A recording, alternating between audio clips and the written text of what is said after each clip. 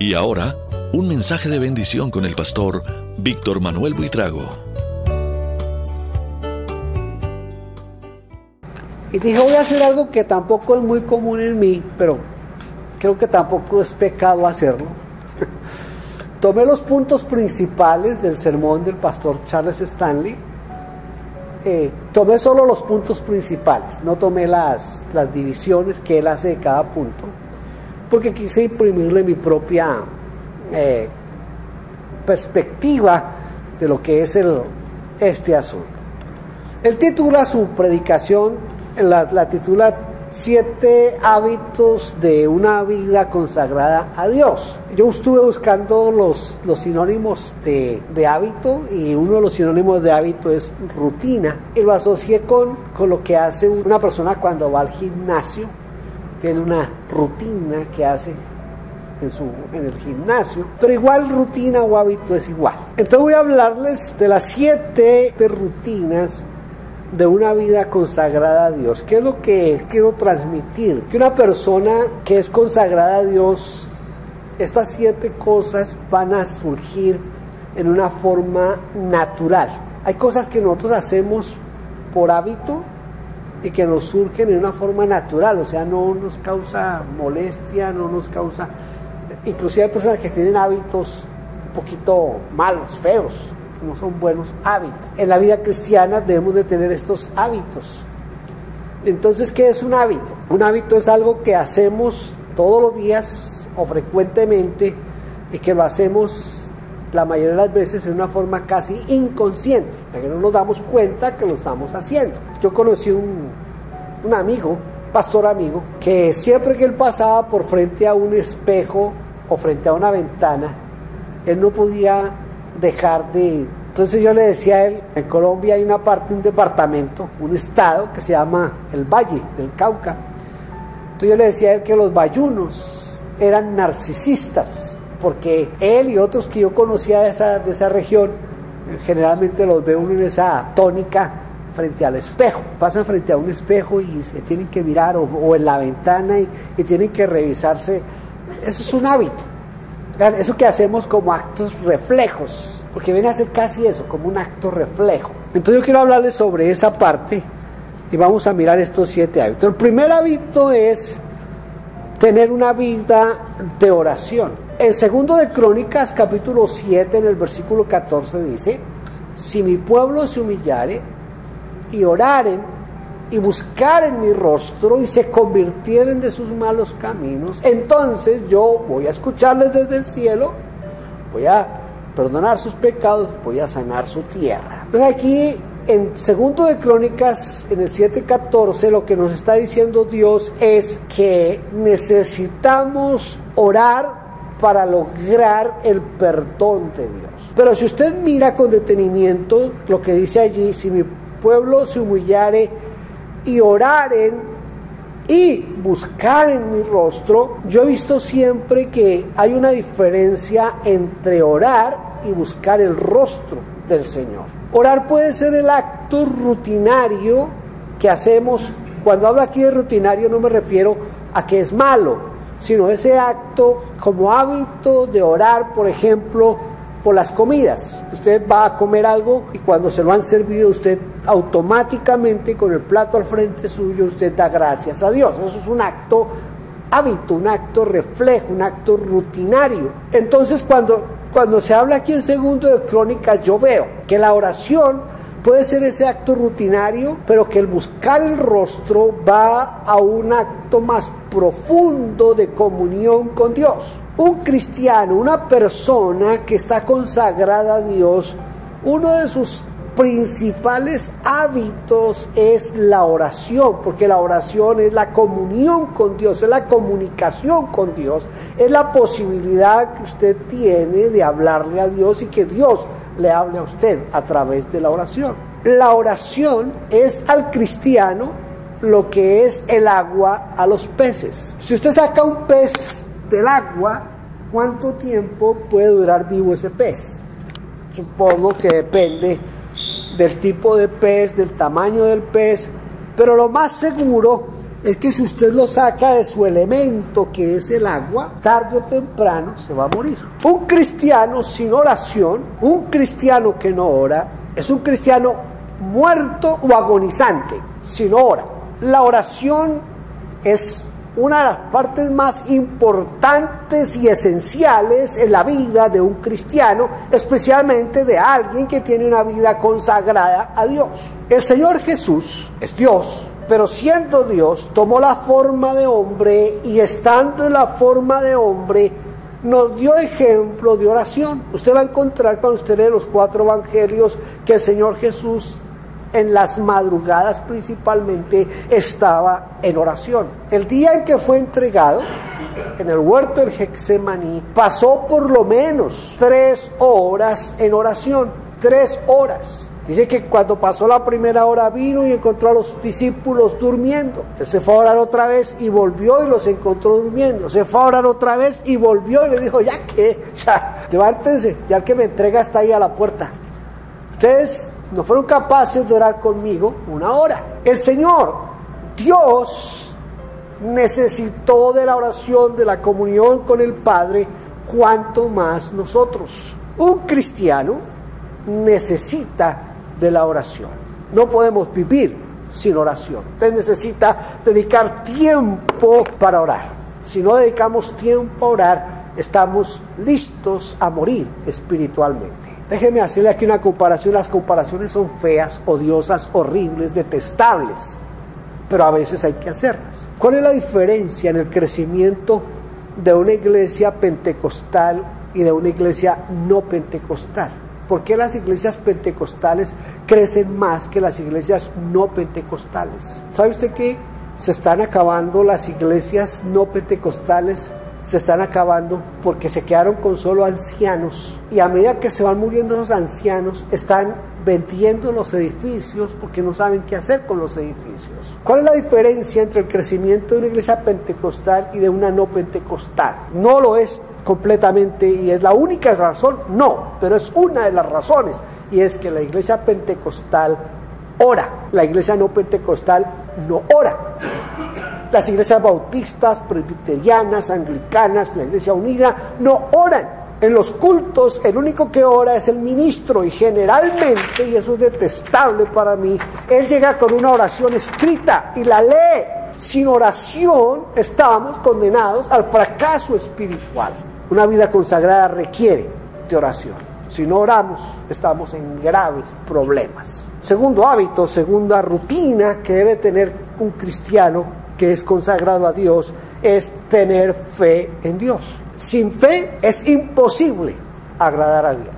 Tener fe en Dios es creer que Él está con nosotros desde el momento en que nos reunimos, donde estén 2 o 3 reunidos en su nombre, ahí está Él, y aquí estamos reunidos, no 1, ni 2, ni 3, somos un poquito más de 3 aquí. Eso garantiza que Dios está aquí, y si Él está aquí, no hay pierde. Tenemos sanidad, tenemos bendición, porque Él lo prometió. El ángel le dijo a María, le dijo, porque nada hay imposible para Dios. Nada hay imposible para Dios.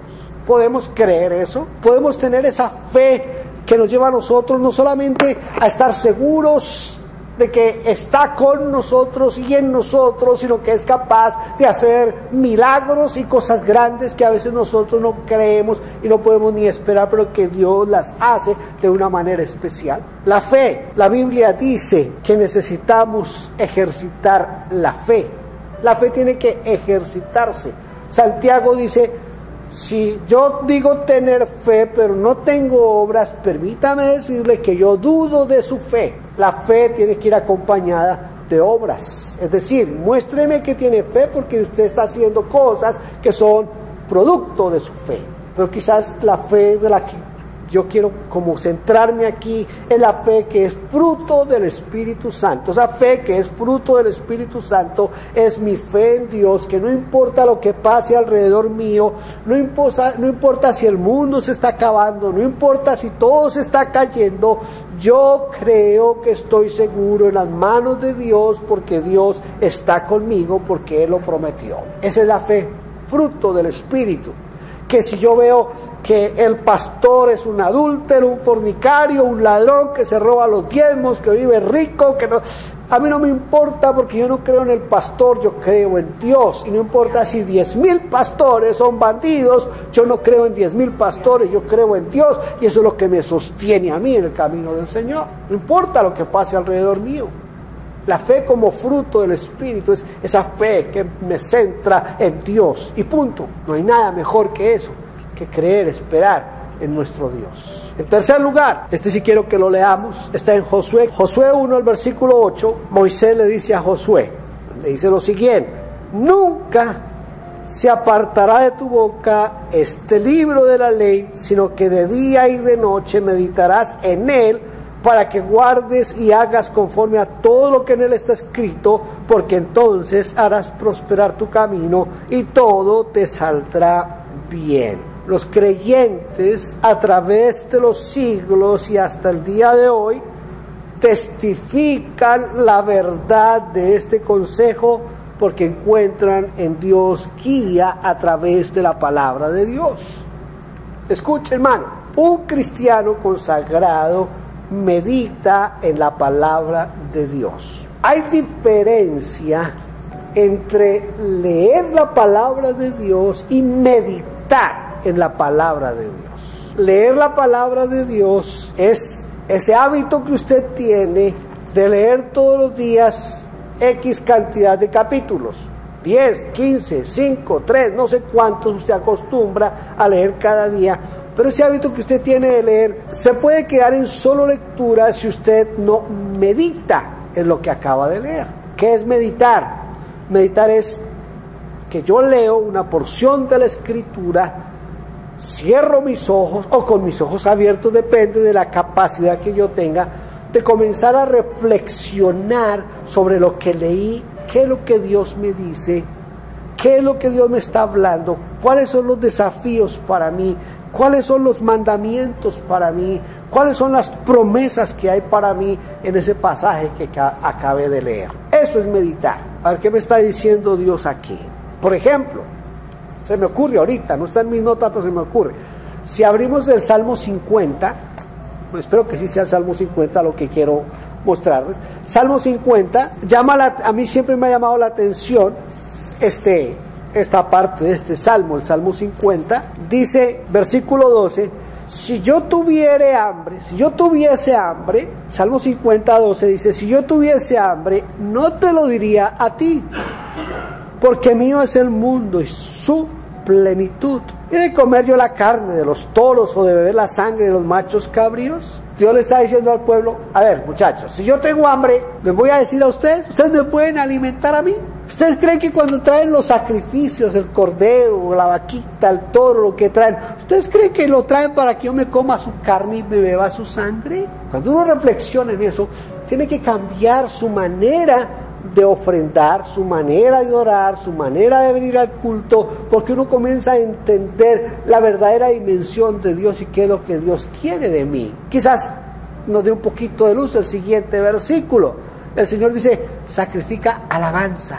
Os ruego, hermanos, por las misericordias de Dios, que presentéis vuestros cuerpos en sacrificio vivo, santo, agradable a Dios, que es vuestro culto racional. Meditar la palabra es entender qué es lo que Dios me está diciendo, cuáles son los retos que Dios tiene para mí, cuáles son las promesas que Dios tiene para mí, en qué tengo que comprometerme yo con Dios. Eso es meditar. En otras palabras, yo leo y veo preguntarme, ¿qué me dice? ¿Qué hago con lo que me dice? Eso es meditar. ¿Qué me dice? ¿Qué hago con lo que me dice? En cuarto lugar, obedecer a Dios. Escuche, hermano, Deuteronomio 28 es un capítulo muy especial en el Antiguo Testamento, que en Deuteronomio 28 es donde Dios le dice al pueblo, bueno, a ver, vamos a hacer una cosa, voy a explicarles bien el asunto. Si ustedes hacen lo bueno, si ustedes obedecen mi palabra, ustedes van a obtener estas bendiciones, y comienza a darle las bendiciones.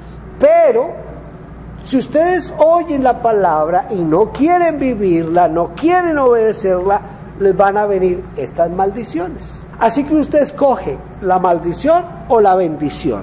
La decisión de quién es suya, es mía. no es de Dios. Dios dijo, si usted se va por aquí tiene esto, pero si se va por aquí tiene aquello. Entonces soy yo quien decido obedecer o no obedecer a Dios. En Bogotá, en la iglesia que yo pastoreaba, la última iglesia que pastoreé, casi toda la iglesia se sabía de memoria lo que dice 1 Samuel 15:22. ¿Quieren buscarlo, por favor? Cuando yo quería que la iglesia hiciera algo, lo que yo les decía era eso. 1 Samuel 15:22, hermanos. ¿Qué dice 1 Samuel 15:22? ¿Alguien quiere leerlo, por favor? Y Samuel dijo: se complace Jehová tanto en los holocaustos y víctimas, como en que se obedezca a las palabras de Jehová. Ciertamente el obedecer es mejor que los sacrificios, y el prestar atención que la grosura de los carneros. Porque como pecado de adivinación es la rebelión, y como ídolos e idolatría la obstinación. Por cuanto tú desechaste la palabra de Jehová, él también te ha desechado para que no seas rey. Entonces, obedecer a Dios es el cuarto hábito que nosotros debemos de tener. ¿Cuál fue el primer pecado que se cometió en la humanidad? El primer pecado fue la desobediencia. La desobediencia fue el primer pecado. Un cristiano consagrado es un cristiano que obedece a Dios. Es un cristiano que pone en primer lugar a Dios. Para mantener la fe y la santidad es necesario obedecer. Dios compara la desobediencia con la idolatría. ¿Por qué razón? Porque cuando usted desobedece a Dios, usted está poniendo a Dios en un segundo plano y está poniendo el objeto de desobediencia en primer lugar. Les voy a dar un ejemplo. La Biblia dice: no os embriaguéis con vino, ni con cerveza, ni con whisky. ¿Entiendes? Porque ahorita dicen, no, entonces me puedo embriagar con cerveza o con whisky. No, cuando dice no os embriaguéis con vino, está diciendo no os embriaguéis con alcohol. La Biblia dice que los borrachos no entrarán al reino de los cielos. Entonces, la orden es no os embriaguéis con vino. Pero si yo voy y me mando 1 litro de vino, ¿qué estoy haciendo? Estoy desobedeciendo el mandato de Dios. ¿Qué es lo que estoy haciendo en la práctica? En la práctica lo que estoy haciendo es, estoy poniendo el litro de vino, la botella de vino o de whisky o de lo que sea, por encima de Dios. Entonces por eso dice el Señor, la desobediencia es igual que la idolatría. Y la obstinación es igual a la hechicería o a la adivinación. Cristiano consagrado es el que obedece a Dios. ¿Cómo sé yo si estoy o no estoy obedeciendo a Dios? Leyendo la palabra. Si yo no leo y medito la palabra de Dios, no puedo saber si estoy desobedeciendo o no a Dios. A ver, alguien que busca rápido en la Biblia aquí, ¿quién es? A ver, Hebreos 10:25. No dejando de congregarnos como algunos tienen por costumbre, sino exhortándonos, y tanto más cuanto veis que aquel día se acerca. ¿Cuál es el mandato? No, el mandato es no dejar de congregarse. Ese es el mandato. Dice, no dejando de congregarnos o de reunirnos. Ese es el mandato. No dejando de reunirnos. Si yo no vengo a la iglesia y no me reúno con los hermanos de la iglesia, ¿estoy obedeciendo la palabra de Dios o la estoy desobedeciendo? No es Víctor Manuel Buitrago el que está hablando aquí, es la palabra de Dios. ¿Entendido?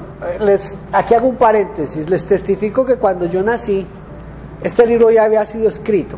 Yo no metí mano aquí nunca, y gracias a Dios que nunca la metí, si no sería un desastre. Esta es la palabra de Dios, y la palabra de Dios dice en Hebreos 10:25, no dejando de reunirnos. El autor de Hebreos dice, algunos tienen por costumbre, pero el hijo consagrado, el hijo de Dios, el que obedece la palabra de Dios, ¿qué hace? No deja de reunirse. Así que la próxima vez que usted vaya a fallar a la iglesia, pregúntese, ¿obedezco a Dios o no obedezco a Dios? Si la desobediencia es idolatría y estoy desobedeciendo venir a la iglesia, ¿en qué estoy? Y la idolatría es el pecado que más aborrece Dios. Entonces, ¿en qué plano estoy con Dios? Tremendo, ¿verdad? Obedecer a Dios. Quinto, Efesios 5:18, se lo acabé de citar de memoria. No os embriaguéis con vino, en lo cual hay disolución, antes bien sed llenos del Espíritu Santo. Entonces la quinta es depender del Espíritu Santo. ¿Por qué depender del Espíritu Santo? Porque el único que nos convence de pecado, justicia y juicio es el Espíritu Santo. El único que nos guía a toda verdad es el Espíritu Santo. El Espíritu Santo es el que nos ayuda en nuestra santificación. El Espíritu Santo es el que gime por nosotros delante del Padre con gemidos indecibles. Porque nosotros no sabemos pedir como conviene, pero el Espíritu intercede por nosotros delante del Padre. Necesitamos depender del Espíritu Santo. Hermanos, si no dependemos del Espíritu Santo, dependeremos de la religión, de la carne, de las normas, pero no del Espíritu Santo, y estamos andando incorrectamente. Usted necesita dependencia absoluta del Espíritu Santo. No lo vamos a leer ahorita, pero se lo voy a dejar como tarea. Cuando llegue a su casa, hoy, mañana, durante esta semana, márquelo, escríbalo en alguna parte, va a leer Romanos capítulo 8. Léalo todo y medítelo. No solo lo va a leer, sino que lo va a meditar. Romanos capítulo 8. Usted va a mirar qué es vivir en el Espíritu. Y lo va a mirar no desde la perspectiva de su pastor, sino desde la perspectiva del apóstol Pablo, escribiéndole a los hermanos en Roma. Romanos capítulo 8. Medítelo esta semana. En cualquier momento, busque una mañana, una tarde, deje de ver una de las novelas que siempre ve y diga, voy a dedicar este tiempo a meditar Romanos capítulo 8 y me voy a dar cuenta si sí dependo o no del Espíritu Santo. Y el domingo me comenta, el domingo me dice, si puedo venir el domingo, ¿no? Porque no sé si yo pueda venir el domingo. Estoy hablando de los que no dejando de congregarnos y no sé si pueda el domingo. Pero si no puedo venir el domingo, entonces dentro de 15 días, en el Día de la Familia, que va a ser Dios en 15 días, entonces me comenta cómo le fue leyendo Romanos capítulo 8. ¿Está bien? Pero medítelo. El Espíritu Santo es esencial en la santificación. Cuando dice aquí en Efesios, antes bien, sed llenos del Espíritu, dicen los expertos, pues yo no sé griego, pero dicen que la palabra que se usa es una palabra que se puede traducir como algo así como esténse llenando constantemente del Espíritu Santo. Es decir, que la acción de estarnos llenando es una acción continua. Y déjeme decirle lo siguiente, yo no conozco al primero que haya sido lleno del Espíritu Santo mientras está viendo el Super Bowl, o mientras está viendo la telenovela, o mientras está viendo la película de Rambo. No creo que alguien sea lleno del Espíritu viendo eso. ¿Cómo nos llenamos del Espíritu? Orando, leyendo la palabra, meditando en la palabra, consagrándonos a Dios a través del ayuno, de la oración, de la entrega al Señor. Somos llenos del Espíritu. Pero si no tomamos tiempo para orar, si no tomamos tiempo para meditar la palabra, no podemos ser llenos del Espíritu. Y necesitamos depender del Espíritu. Esta vida cristiana no se puede vivir dependiendo de otra cosa diferente al Espíritu Santo. Sexto, dar a Dios y a otros. Dios nos dio el ejemplo máximo de dar, porque de tal manera amó Dios al mundo que dio a su Hijo unigénito, para que todo aquel que en él cree no se pierda, mas tenga vida eterna. Porque Dios no envió a su Hijo a condenar al mundo, sino para que el mundo tenga vida por medio de él. Escuche, hermano, el ejemplo máximo de dar nos lo da Dios Padre. Nos dio lo más preciado, lo mejor, su Hijo unigénito nos lo entregó. Y él dice en Lucas capítulo 6, en el versículo 38, dice, dad y se os dará. Medida buena, remecida, apretada, rebosante, van a recibir. Dad y se os dará. Necesitamos aprender a dar. Voy a hacer una diferenciación entre dar a Dios y dar a otros. Dar a Dios es entender que Dios me provee, me da, me sustenta y yo voy a dar para él. Pero ya sabemos por el Salmo 50, por lo que dice en Crónicas, cuando David dice que le podemos dar a Dios no le podemos dar nada porque todo le pertenece a él. No podemos traer un cordero y decirle, Señor, aquí está el cordero, cómetelo, porque él no se lo va a comer. Cuando damos para Dios no es tanto el asunto de la ofrenda, del diezmo, no, es la actitud del corazón con la cual yo doy a Dios. Una persona puede no tener dinero, puede no tener nada, pero trae una moneda y es todo lo que tiene, pero trae un corazón dispuesto para Dios, reconociendo que Dios es quien lo sustenta, quien lo mantiene, y que lo único que tiene es lo que va a dar para el Señor, pero que lo hace con un corazón generoso y agradecido para Dios. Eso es lo que Dios quiere. Puede ser que el señor Slim viniera a nuestra iglesia y nos soltara aquí una ofrenda de $1.000.000, pero si lo hace así, yo les doy $1.000.000 porque a mí me sobra la plata. Eso no es darle a Dios. Darle a Dios es reconocer su señorío, su soberanía, su grandeza y su poder. Dar a otros. Necesitamos aprender a darle a otros. Usted no sabe cuántas veces cuando uno tiene un corazón generoso puede suplir las necesidades de otras personas. Ayer iba con Davidcito, lo iba a llevar a su entrenamiento de fútbol, y en uno de los semáforos hay un muchacho, no es una persona vieja, es un joven, yo calculo unos 22, 23 años, ahí en el semáforo con su cartelito ahí de soy un homeless, necesito que me ayude, y yo llevaba unas monedas ahí en el carro, entonces bajé la ventana, saqué las monedas y se las entregué al muchacho. Y cuando yo estaba subiendo otra vez el vidrio, le comenté a mi esposa y le dije, yo sé que mucha gente critica que se le dé a ellos dinero, porque ellos tienen el welfare, y el welfare se supone que suple todas sus necesidades.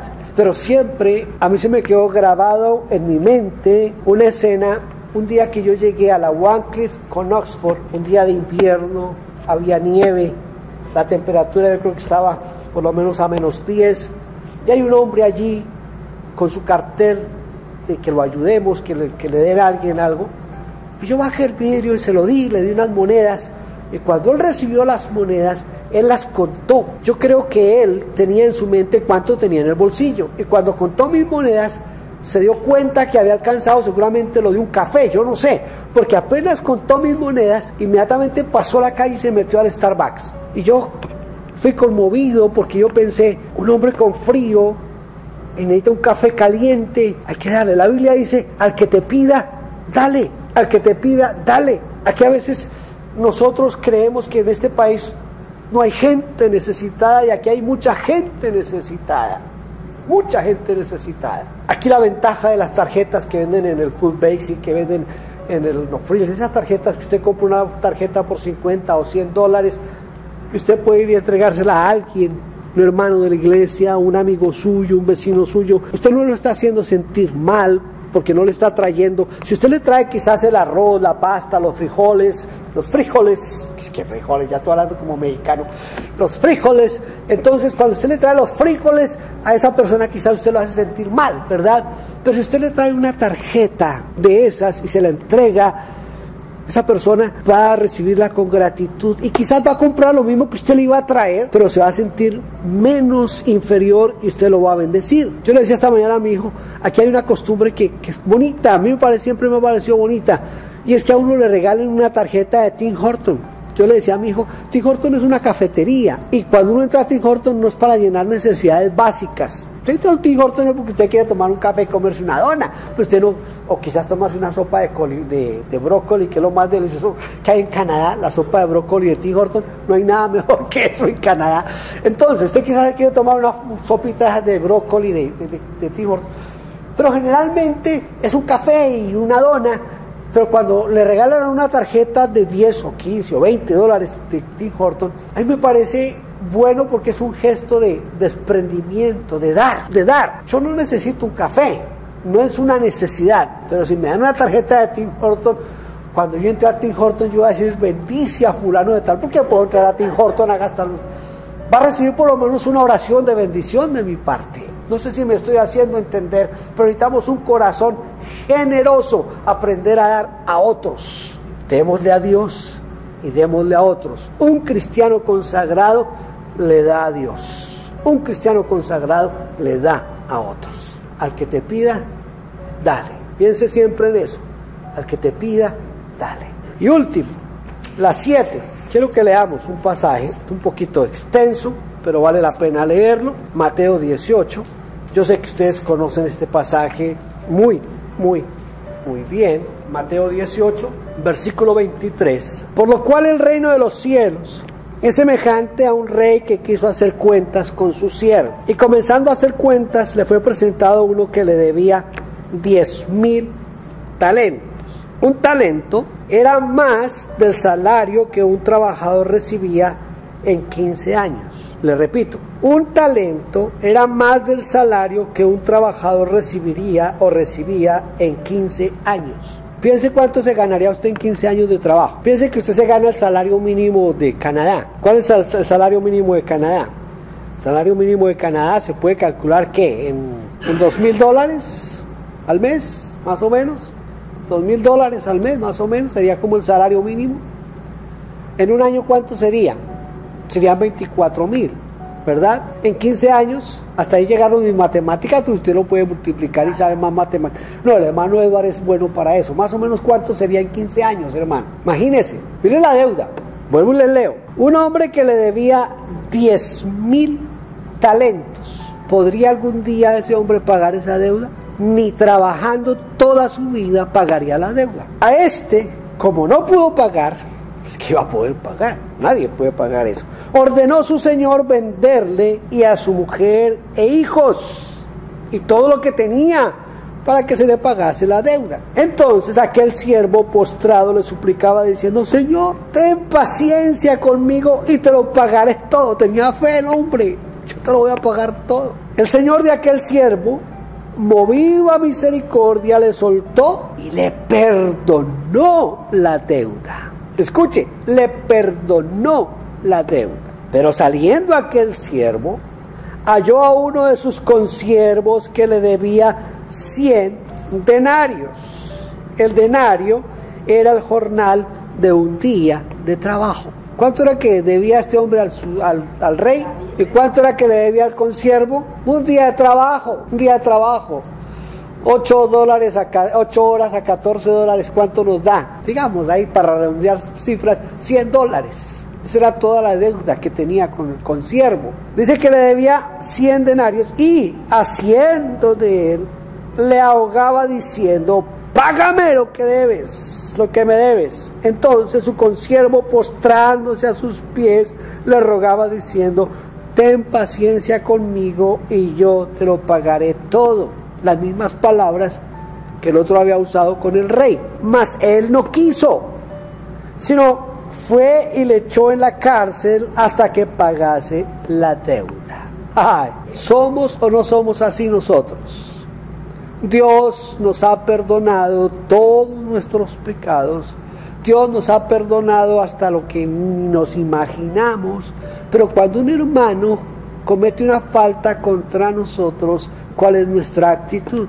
Esa es una de las cosas que yo detesté siempre de la disciplina, de los comités de disciplina en las iglesias. Yo detesté siempre eso, porque siempre los que eran parte del comité de disciplina se sentían más santos que Dios. Entonces ponían al pobre pecador ahí al frente y se sentaban así, y lo miraban, y lo miraban. Si era un hermano que tuvo relaciones sexuales con la novia antes de casarse, esos viejos verdes que estaban allá como los del jurado, los del comité de disciplina, lo miraban con ojos acusadores, pero por dentro diciendo: de las que me perdí, ese debe haber sido yo, porque todos son así, todos somos así. Y los comités de disciplina no tienen misericordia, se les olvida que ellos también fueron perdonados, y que como fueron perdonados tienen que aprender a perdonar al hermano. El siervo no podía pagar la deuda. Pregunto yo, ¿quién puede pagar la deuda con Dios?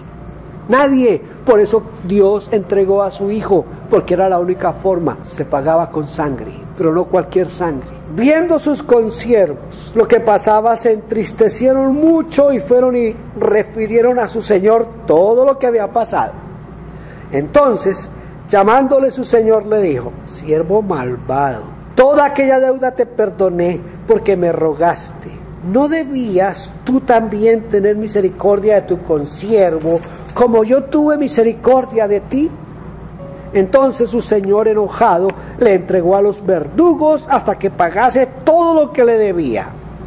Así también mi Padre Celestial hará con vosotros, si no perdonáis de todo corazón cada uno a su hermano sus ofensas. Un cristiano consagrado a Dios es un cristiano que aprende a perdonar. Si usted no puede perdonar, Dios no lo puede perdonar a usted.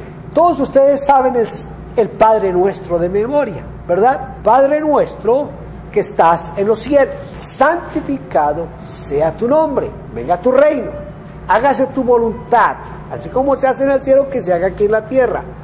Y dice después, perdónanos nuestras ofensas, así, o sea, lo que yo le estoy diciendo a Dios es, en la medida que yo perdono a otros, perdóname tú a mí, perdóname como yo perdono a los que me ofenden.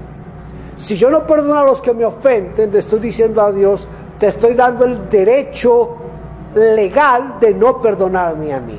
Importantísimo, básico en un cristiano, aprender a perdonar. ¿Qué es perdonar? Según los expertos, dicen que perdonar es dejar pasar. Eso es lo que quiere decir perdonar, dejar pasar. Una infidelidad conyugal, por ejemplo, en nuestra cultura latinoamericana y machista, que gracias a Dios ya se está como apagando un poquito, pero en nuestra cultura la mujer no puede ser infiel, porque ese es el pecado imperdonable en el matrimonio. Pero el hombre puede tener todas las que quiera, que para eso es el hombre. Tenemos que aprender a perdonar al uno y al otro. A mí a veces me aterra familias donde el padre no se habla con el hijo o el hijo con el padre porque tuvieron un conflicto y no se hablan. Hermanos, que son hermanos, nacidos de la misma matriz, que no se hablan. Yo me pregunto, ¿en dónde está el amor de Dios en esas personas? ¿En dónde? Tenemos que perdonar.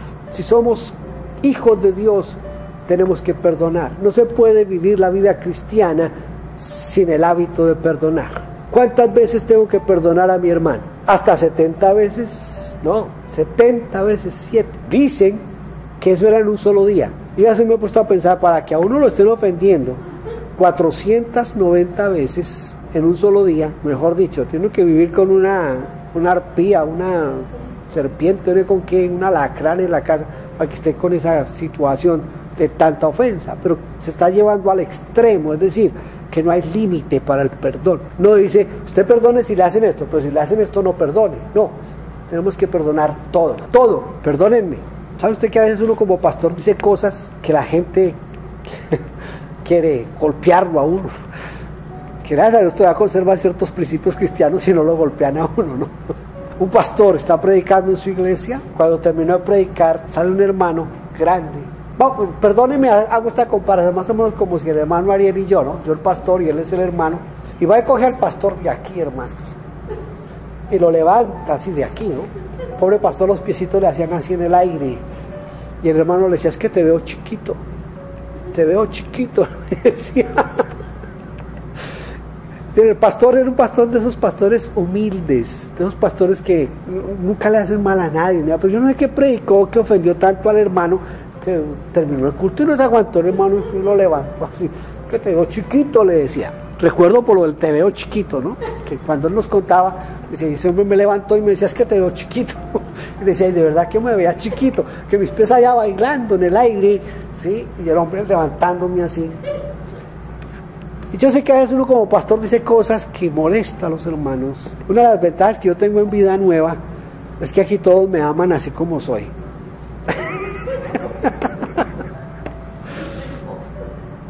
Hasta ahora no he tenido problema con nadie, pero por si acaso, en Colombia decimos por si las moscas, perdónenme. Perdonar, es necesario perdonar. Amén. Entonces, ¿cuáles son los 7 hábitos de una persona consagrada? Oración, meditación en la palabra de Dios, obediencia a Dios, fe en Dios, depender del Espíritu Santo, dar a Dios, dar a otros y perdonar. No se olviden de eso. Si quieren escuchar la otra versión, escuchen al pastor Charles Stanley.